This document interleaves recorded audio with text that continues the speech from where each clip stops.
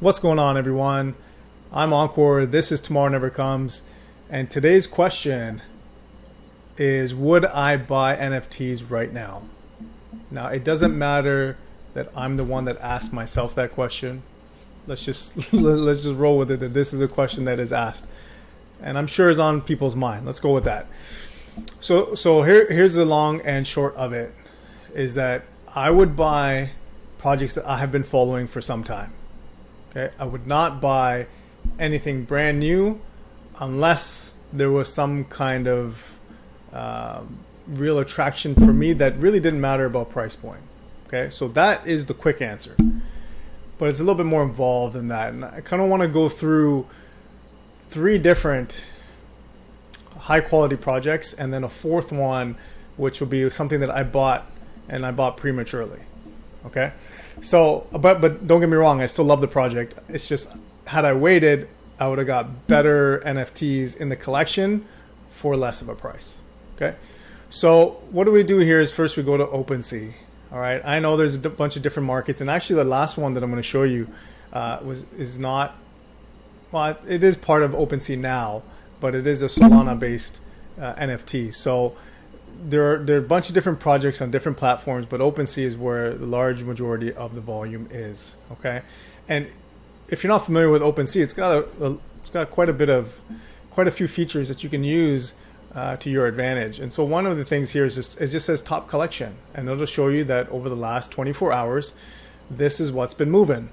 Okay, or at least increasing in terms of the value of between buying and selling.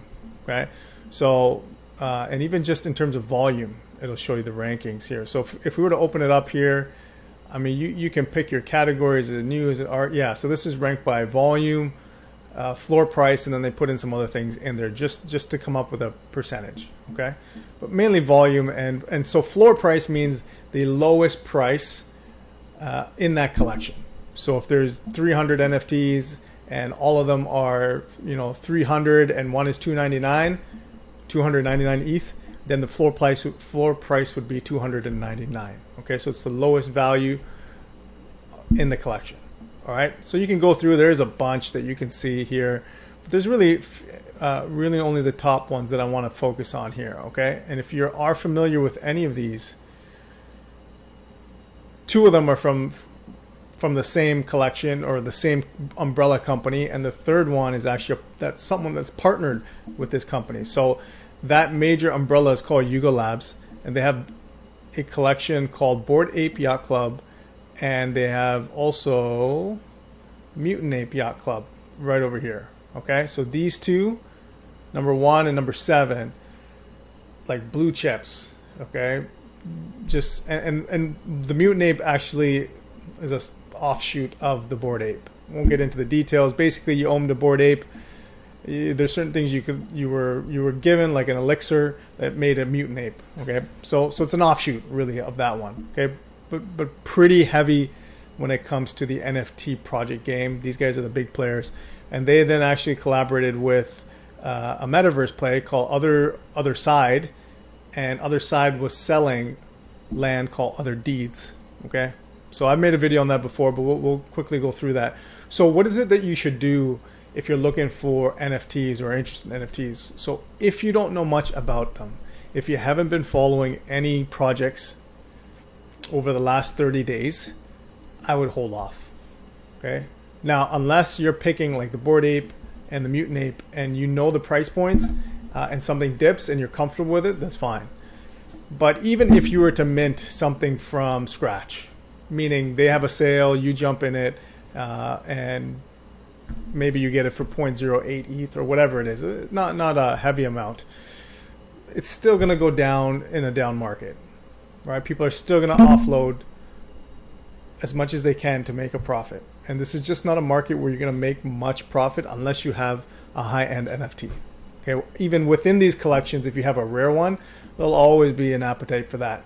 It just may not be as much, right?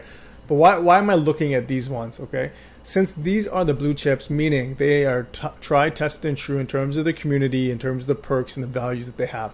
Also, the amount of money that's been raised through their sales and the partnerships that they've formed, there's a lot of exciting things that will be happening in the pipeline. again, this is something that you only know if you're involved in terms of tracking the communities or actually in the communities themselves. Okay, so if you're not following these projects and you just kind of jump on here and say, oh, well, this is top 10 today, I'm going to buy it. I wouldn't do that, okay? But you can sort the top collections over the last 7 days, 30 days, and get even a better idea. And if you see last 7 days, Bored Ape is there, Other Deed is there, Mutant Ape still in the top 7. Okay, last 30 days, Other Deed is number 1, Bored Ape's number 3, and Mutant's number 5. So these are always ranking in the top 10 over the last 30 days. Now there are other sites that you can use to kind of go a little bit further along, but for simplicity's sake, we're going to use this. Okay, so first thing is Bored Ape Yacht Club.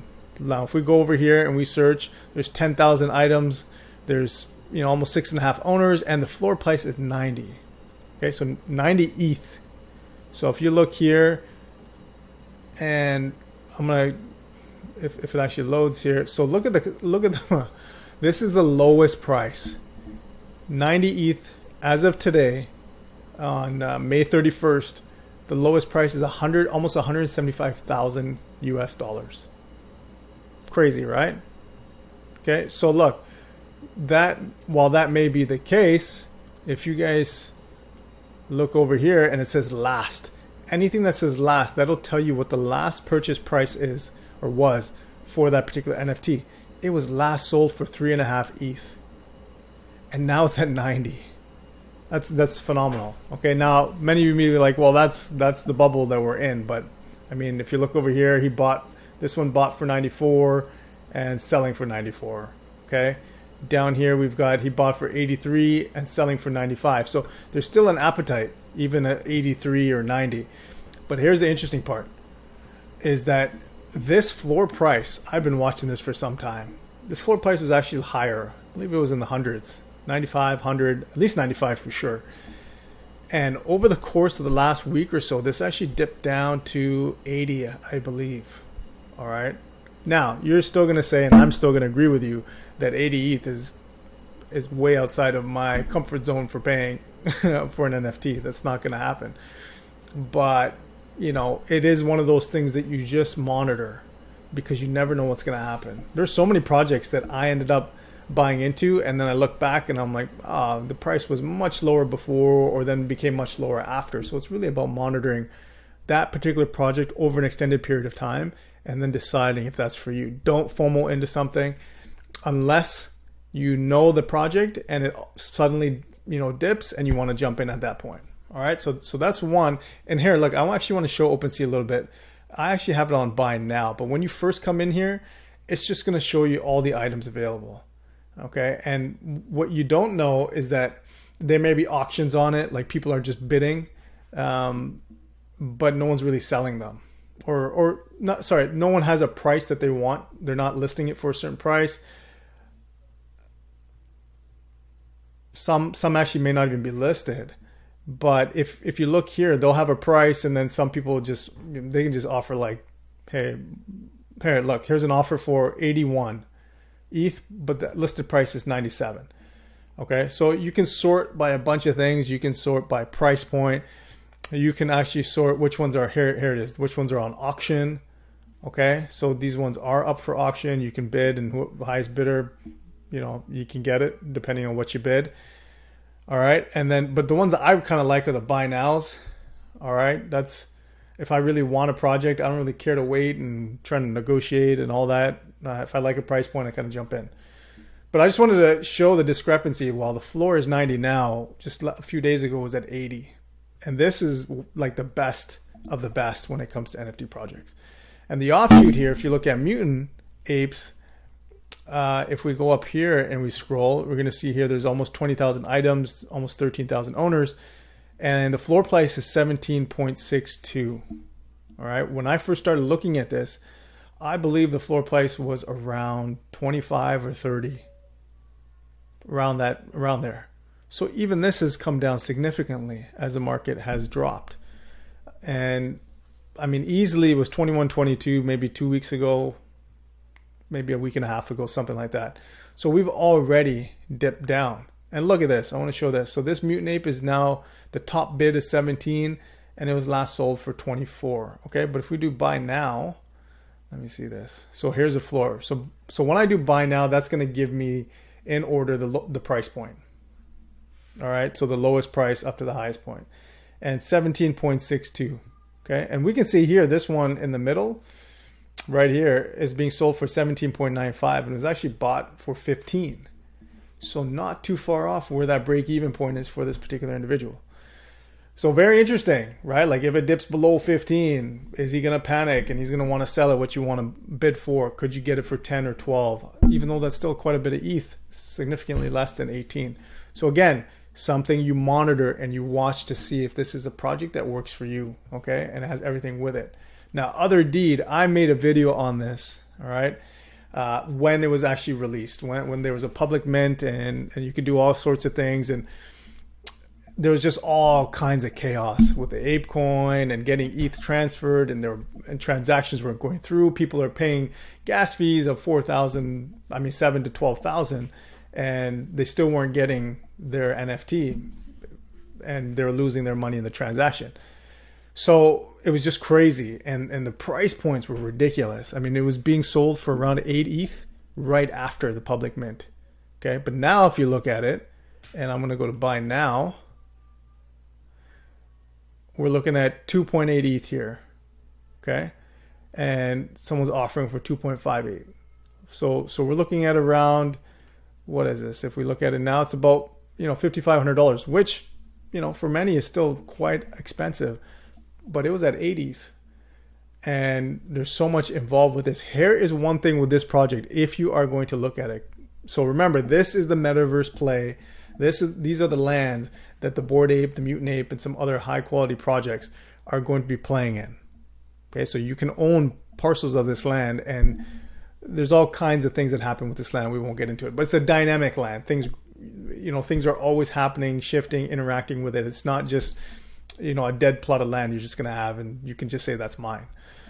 But here's the thing, there is something called a coda. Okay, and I want to see right here. So if you look here to the left, coda clothing, coda core, okay, and here it just says coda. So it's yes or no. Okay, so 10,000 of these lands come with a coda and 90,000 don't. So if you do this, look at the prices, 20 ETH. Okay, so you must be one like here, and here, if you guys can see this little individual in here, okay, right here. So I won't go too much into the story, but this particular little individual, which will have different traits and able to do different things, and there'll be some more premium ones versus other ones, but by and large, this little character will take your particular mutant or Bored Ape and transfer it into the other side, okay, the metaverse. So that's the function of it, and not every land comes with that. So it's an added bonus, and that's why you can see that the price points are much higher. But look, besides all that, I mean, you can see here last on this one was almost 19 ETH, and the price he's asking for is 21.5. So almost break even. Okay, these things, they look pricey now, in a bull market, I mean, these things will sell for 60, 70 plus ETH, guaranteed, like easy. Okay, so one of those things, just monitor. Don't jump into it. Now, these price points may be way outside of your budget, and they are of mine. I wouldn't be buying anything for 21.5 ETH. It is something just to keep an eye on. All right, because their quality, nothing is guaranteed, but still they have the best staying potential because they're innovating. They're doing a lot of different things behind the scenes. And it's something that if you can get in somehow, some way on the cheap, then it's definitely to your benefit. All right. So this is kind of what I do. I'll just have a couple things on my search list, or my watch list, I should say, and just monitor. Now, what's this last one? What's the one that I bought into that I really could have waited? All right. And I want to show this. Okay. So I don't know if you guys can see this very well. There we go. All right. So this is the Royal Panther Empire. Now, the artist here, his name is Kevin Cassidy, and he's done digital artwork for Warner Brothers, Marvel, Amazon Studios, and a whole bunch of others. So high quality. Okay. And if you actually look at the art, I mean, that's something to me. And look, Panther, was my animal, or is the animal of greatest appeal to me. That's since I was a kid. So that really speaks to me, and that's what drew me to this, is just the fact that it's a panther, but also the quality of workmanship that's going into this. So just some beautiful, absolutely beautiful panthers that were created. And I mentioned that I jumped in too soon, and this is on the Solana network, and it was about one and a half Solana. At the time, I believe Solana was around 70 or so, somewhere around there. And Solana's dropped all the way to under 50 now. So could have waited, right? Now, obviously on my channel, I preach don't wait too long, but you got to know the market. And if the market is going a little bit lower, then you just got to be patient. Maybe grab a couple if you want to be part of the mint process, but wait for the secondary market for certain things that come out like that. And then just wait even longer to see if the price point is dipping at all. And try and get, they'll have legendary ones or rare ones. Those are the ones you really want to own. I mean, if the collection is 10,000 and you're getting number 8,000 or 9,000, 9,999, there's no value to them. No one's going to ever buy them off of you if that's what you want to do. So conserve, maybe be a part of the mint just for the process. It's kind of fun. And buy a couple, but you really want to wait on the legendary ones that come on the secondary market. If you can't get into the whitelist, meaning before the public mint, then just wait on the secondary market. And as soon as the overall trend kind of dips like it is now, perfect time to jump in and get in there. All right, so there's a lot kind of thrown out there. These are just a couple of examples of projects I'm watching. And will I ever pull the trigger on them? I don't know. I'm sorely tempted if I can get a mutant ape. Bored ape, no, that's not going to happen anytime soon. Mutant ape could potentially happen one day. So if it does, I'll definitely keep all of you posted 100%. So again, guys, would I buy an NFT now? No, I would wait and monitor unless something really appealed to me. But by and large, I'm sitting on the sidelines kind of monitoring a project. And if I can get a rare or legendary one of that collection for a cheaper price that works for me, then I'll buy. All right, so guys, remember, tomorrow never comes. Take action, invest in yourself, and I will see you in the next video.